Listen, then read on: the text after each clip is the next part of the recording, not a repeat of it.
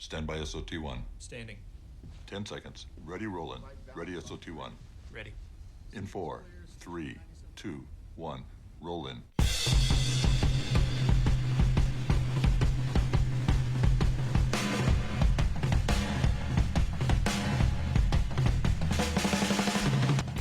From legendary Uncle Studios in beautiful Southern California, welcome to another edition of Work Comp Matters, the central location for you employees, you employers, and of course, we haven't forgotten about you damn independent contractors. And now, here's this week's edition of Work Comp Matters.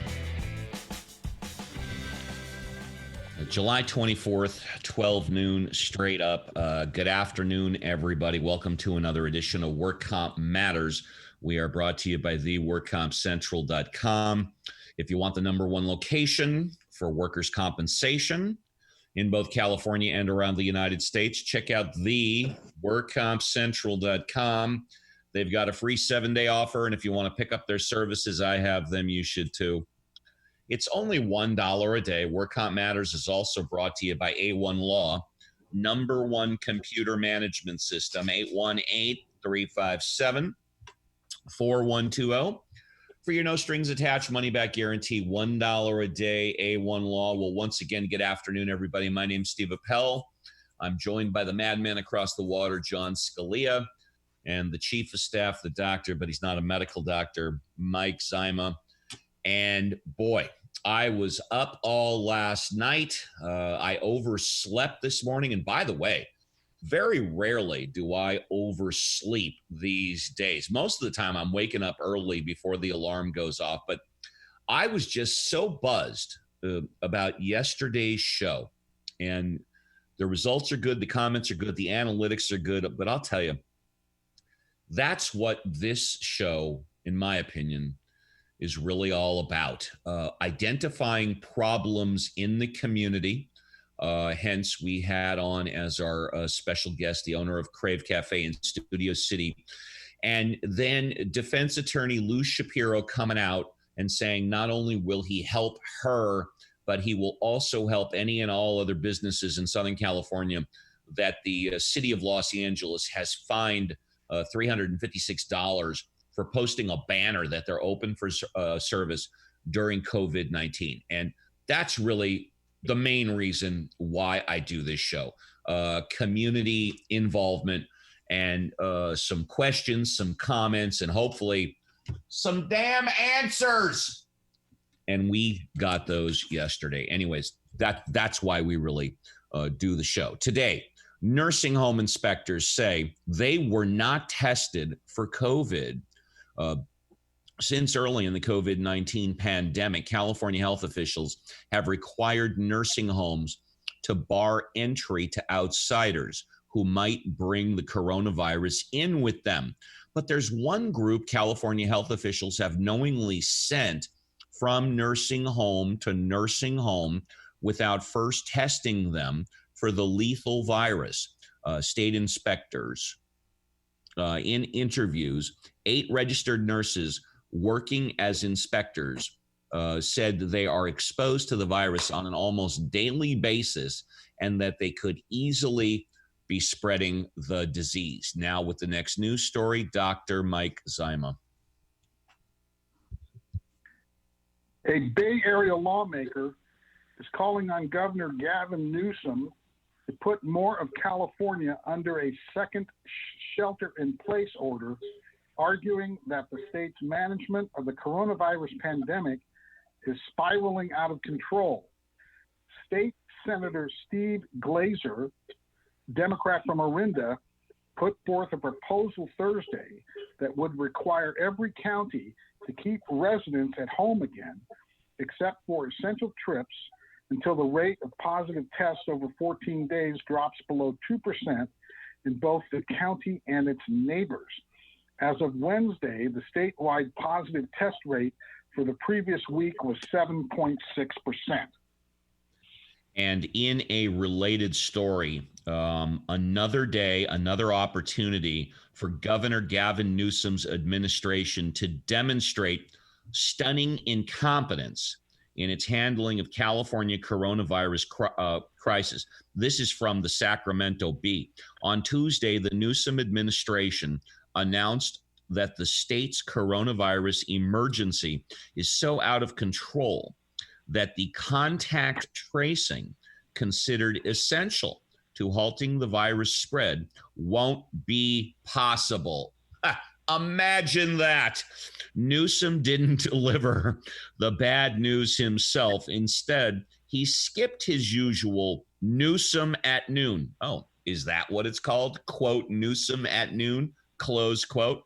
I learned something new. Press briefing and forced California's director of public health to make the dreadful announcement.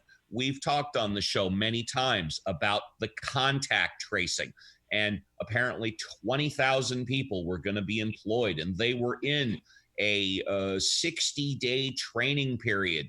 And now he announced it's not going to be possible. Yeah, I would say that borders on competence. John, you can comment and or take the next news story. Fresno area doctors push back at false narrative about children and COVID-19. Here's why.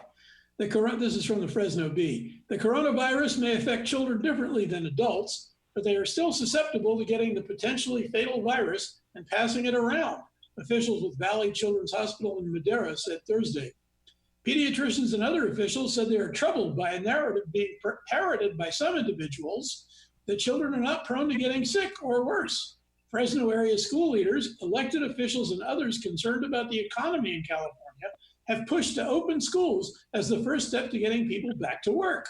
Valley Children's CEO Todd Suntrapak, who spoke to reporters during a media call over Zoom, said he wanted to emphasize that children are at risk to the coronavirus. When we see a dialogue and a narrative that is focused on how small the risk is numerically to children, it is particularly objectionable, he said on Thursday.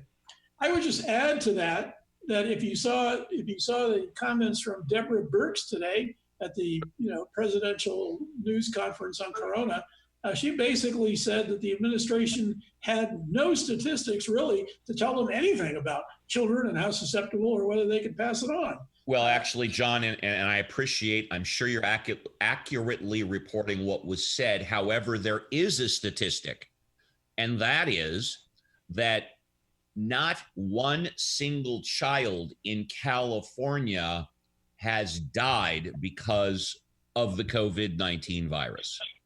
Yeah, but that's not the important. The question is whether or not kids can pass it to adults, because all those kids, believe it or not, they have parents and they have grandparents.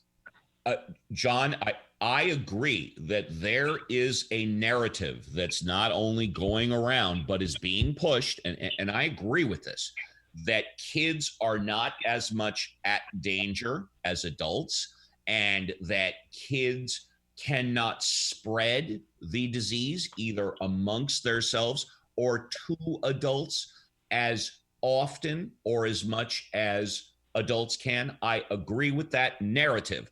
Whether or not there are numbers, statistics, facts to back it up, right now I'm just calling it a narrative. But there is a statistic that is concrete and that is accurate, and that statistic is zero. That statistic is irrelevant. We've had this discussion before about statistics. I mean, that statistic is irrelevant because what's important is their ability to transmit the disease to older people. So are you saying that because children probably do have the ability to transmit it to old people, that is a justification for either keeping them in or out of schools?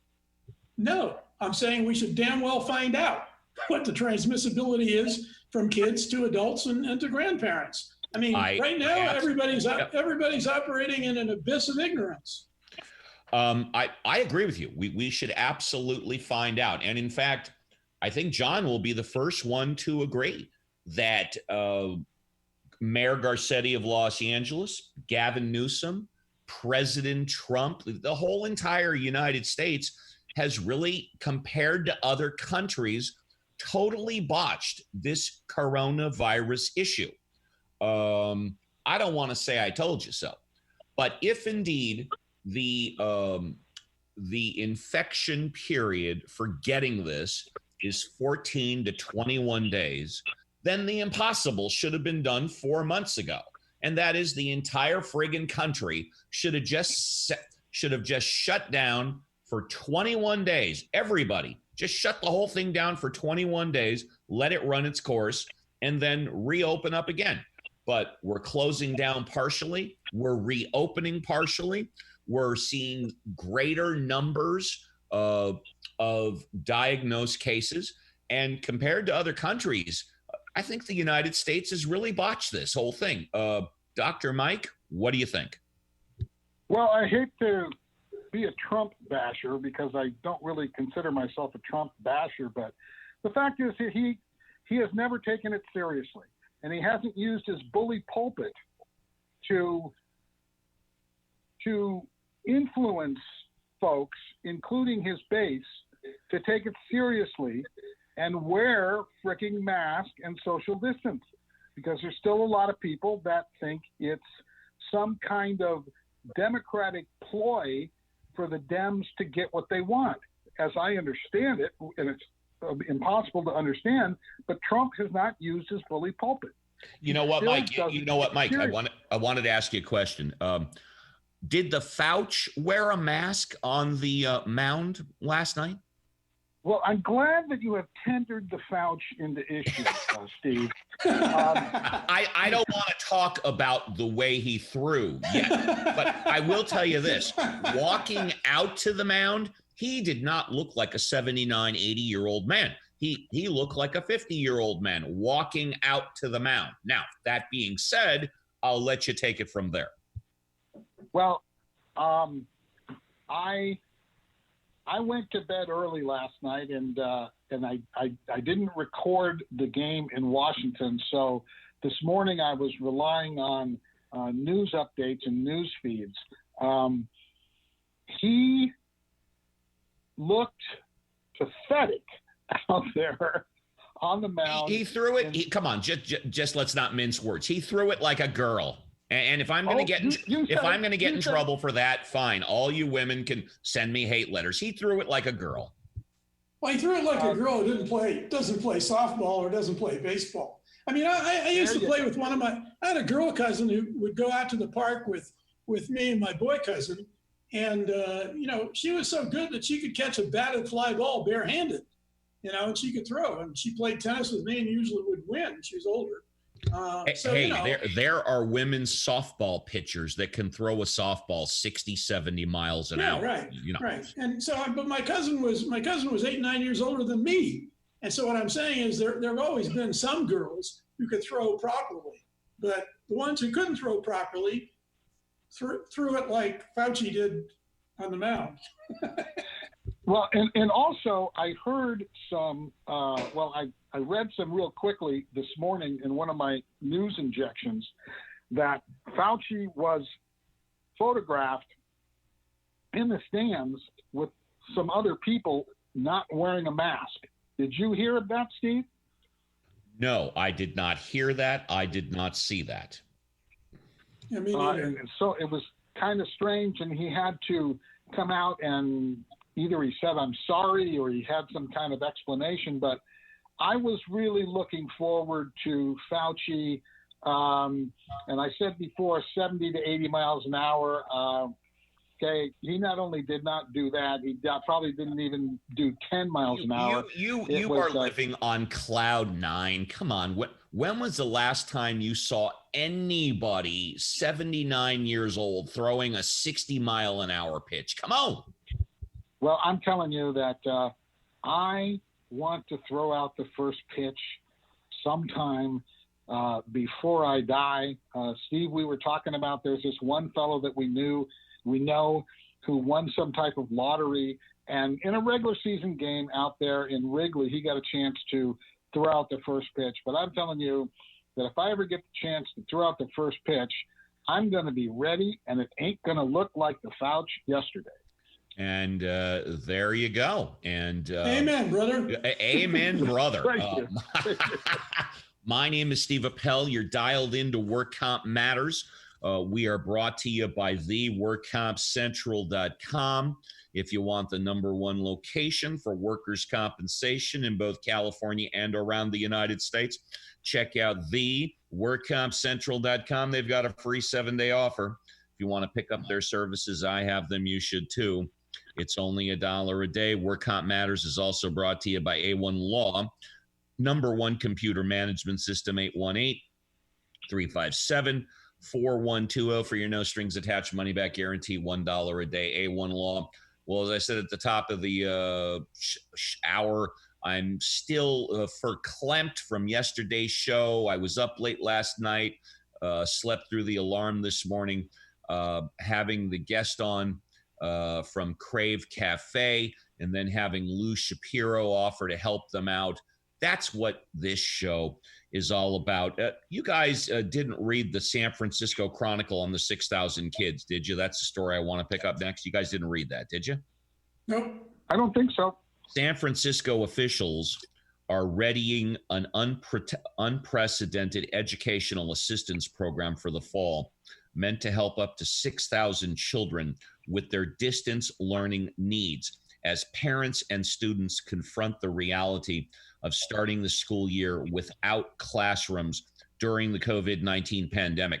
Starting in September, dozens of recreation facilities, libraries, and community centers across the city will be transformed into learning hubs, spaces where young students who may struggle with remote instruction can go each day to access their digital classwork and the social interactions that virtual schooling cannot provide. John, you've got the next story, and then if you want to do a segment, go for it. Okay. LA Times, this is from the LA Times. With coronavirus surging, California workplaces come under greater scrutiny. With coronavirus cases, hospitalizations, and deaths hitting new records this week in California, officials are pushing for greater enforcement of workplace safety rules as a key step in slowing the spread. Cases exploded beginning in June as the state rapidly reopened the economy and people went back to summer routines such as parties and other social gatherings. Community spread is occurring in many areas, but officials have been particularly concerned about workers getting sick at their jobs and then infecting others at home. Okay, well, for my segment, do you want me to go to my segment now? Yes, I do. Okay. So this is from the madman across the water. You know, one of the joys I have in life are the fact that my 2 sons enjoy talking to me. They actually call me up and they actually thank me for picking up the phone. And we end up talking for like an hour. And it's always a joy with both of them. But the other day I had a conversation with my younger son, who is now 40 years old. And it was interesting. You know, I should point out, as you may have gathered from some of my comments, that despite being a socialist, I'm really an all-American boy. I mean, I played all the sports. I love sports, taught my kids. You know, I taught my older son to play baseball. He played at West Point. My younger son played football in high school for a team that made the Central Coast playoffs, and he played wide receiver and quarterback. And he was a real right-wing Republican, or so we thought. I mean, that dynamic has moved. But I mean, he was a Bush supporter. He actually bought Bush tennis shorts, which I refer to as his underwear, and wore them around. And so, you know, I used to give him grief about it. But anyway, the other day, so Jamison's talking to me, and he looks at, you know, he says, you know, Dad, he says, the Republican Party is no different than the KKK now. He said, that's not the Republican Party I remember. That's not the Republican Party I voted for. Those are not the kinds of things that I believed the Republican Party stood for or that I stood for. And I think, as you've heard me say, I think the kid's right. I mean, it's really disturbing to see what the Republican Party is advocating today. They make no apology for racist, sexist, misogynistic comments. They defend their congressman who attacks OAC on the congressional steps. They have no shame. And their agenda, you know, Trump sending federal agents, not troops, into various cities. I mean, that is an abomination against the Constitution.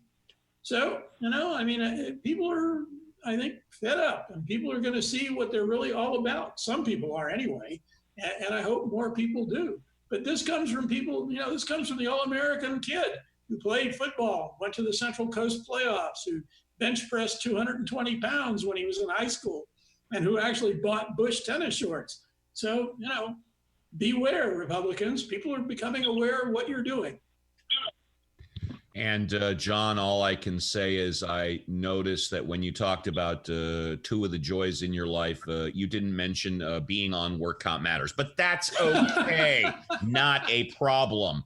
Mike Zyma, you got the next news story. Stanford Medicine plans to start a promising method of testing for coronavirus that could significantly speed up efforts to identify cases in the Bay Area. Pooled testing, in which a lab processes specimens from multiple people at one time rather than just one specimen at a time, could potentially be used to conduct frequent, large-scale tests at schools, dorms, nursing homes, and prisons. That would make testing faster and more efficient and thus help prevent outbreaks in those settings. Now, guys, I got to tell you, I don't understand how this works. Let's say you pool 20 folks and you test them. Okay, if they're all negative, then that's fine. But what if you pool 20 folks and one of them tests positive? How are you going to determine which one's the positive? You got to test them all over again. Am I missing something? I have no friggin' idea. John, do you know? No, I don't know. I'm sorry. Go finish up, Mike. Finish up. Well, I'm just saying I just don't get it, but I'm stupid. Go ahead. I haven't been on an airplane in a while, and certainly lately when we think about air travel, we think about wearing masks and coronavirus, etc. But there is a report out, and potentially, I think it's an emergency order from the FAA regarding 737s that are sitting in storage. Apparently, those planes are starting to corrode. Well, hey, you want this is from the Claims Journal, okay? No fake news on Work Comp Matters. Boeing Company 737 planes in storage because of the coronavirus pandemic are at risk of losing power in both engines when they fly again and must be inspected, aviation regulators said. The emergency order applies to older, quote, next generation, close quote, and, quote, classic, close quote, version of Boeing's workhorse single aisle jet and affects about 2,000 aircraft in the United States. The directive dated yesterday was prompted by 4 instances in which a corroded valve caused one engine to shut down, the U.S. Federal Aviation Administration said. Regulators mandated the inspections after airlines began bringing back some of the thousands of jetliners that were parked earlier this year as the pandemic all but erased travel demand. When there are detailed steps airlines must take to maintain planes in storage, the order suggests that the corrosion issue wasn't previously known. The directive applies to aircraft that have flown 10 or fewer flights since being taken out of storage and any jets that are still parked. The order does not apply to the latest version of the Boeing 737 MAX, which has been grounded for another reason since March 2019 after 2 crashes killed 346 people, period. For the older aircraft needing the valve inspections, Boeing said it was helping operators handle any issues. Any plane that hasn't flown for at least 7 days must be checked. So you've got planes that have been sitting there for months, and now the FAA is saying they need to be inspected if they've been sitting there for 7 days. So air travel taking a hit in the tushy. Can you believe that? How could the airlines? Yeah, go ahead, John. How could the airlines not know that? I mean, that's the most disturbing thing of all. How could the FAA not know that, John? Well, we know they only know what the airlines tell them. We found that out with the 737 MAX. We are about at the end of another edition of Work Comp Matters. Doctor, any closing thoughts, burning desires? No, it's going to be a baseball weekend. I'm going to try to get into watching cutouts and all that type of stuff. There you go. John, burning desires. Yeah, no, but when I get to be 79, maybe I'll come there and throw a baseball for you. That would be wonderful, because we know you run, you jog, you ran a marathon earlier this year, right? Well, last year, yeah. Oh, okay. Yeah. You know what I remember, and John, Mike, tell me if you guys remember this. I'll close the show with this.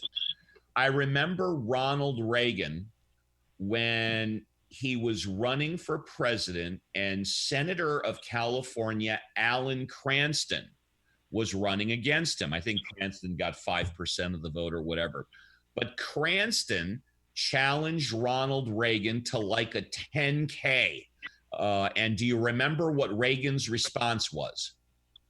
I don't, but Cranston. I know Cranston held the age record for like the 100-meter dash. I know that, when he was like 50 or 60.